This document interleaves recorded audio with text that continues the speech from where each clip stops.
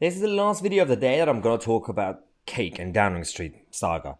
Don't worry, keep watching. I'm not going to do the whole usual mainstream media version of Witch Hunt. That's actually what I'm going to talk about. The way the media have done this anti-Boris campaign for the sake of removing Boris, because I'm actually, as you guys know, I'm very trying to be objective. I'm against Boris Johnson's policies, especially when it comes to net zero and a number of other things, and also the whole shambles of lack of leadership and communications. But I'm also not on the side of the mainstream media witch hunt. In fact, the way the media have focused solely on Boris is why they're completely saving him, because the more they attack him, the more of a victim he's going to be, like a punching bag. And there are a lot of other people who should be taken down because of this whole saga. It's not just him who should be responsible, of course, he's the boss.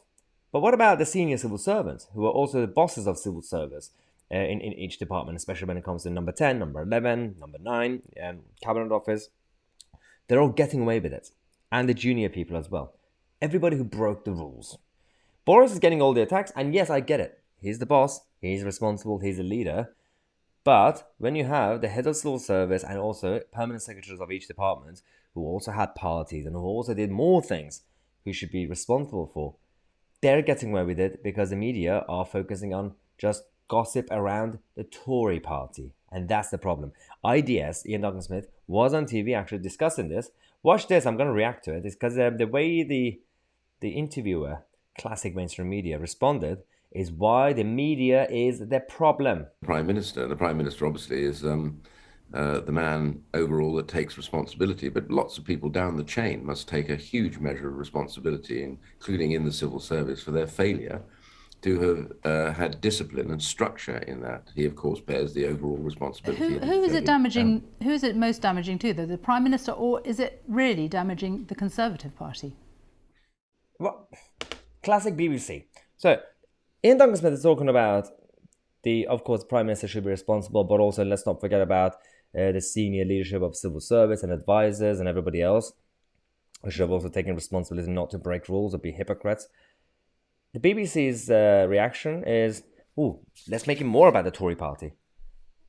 How's that going to help anybody? Everyone's already angry at the Tory leadership. And they think that the best way to scrutinize, to hold the establishment to account, is to make it more about gossip. This is what people have, like, as I said, a number of people I've been talking to who have been very critical of Boris Johnson, and they're actually sick and tired of him. Oh, I want him to go.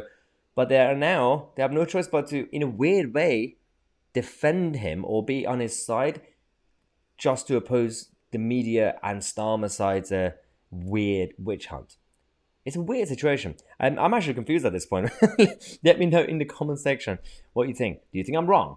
That the media not only have overplayed their hands, but also they're focusing on the wrong side, wrong angle of this whole problem. And the more they do it, actually, Boris might survive because of it. I don't know if he will, but... and then there'll be others who will get away with it. Instead of actually scrutinizing the whole of the establishment, the whole system, they are making it about personalities. Let me know what you think. Okay? And then we'll continue the updates. Thanks again for watching. I'm Tousi, and we are the media.